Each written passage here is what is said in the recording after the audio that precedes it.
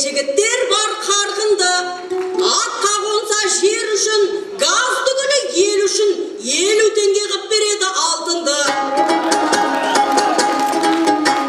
Байылынан сөз алғанда адайлар, тізгін тартып абайлайды талайлар. Қағып сөйлей шалдары, шағып сөйлей балдары, нысанаға тигізеді қалай дәл. Не хабар деп бастайды ғын сауалын, маған қымбат осотқан әр адамын. Ризамын бұл сапарға, Жаңаөзендей шаһарға, бақыттымын деген сайын табарым.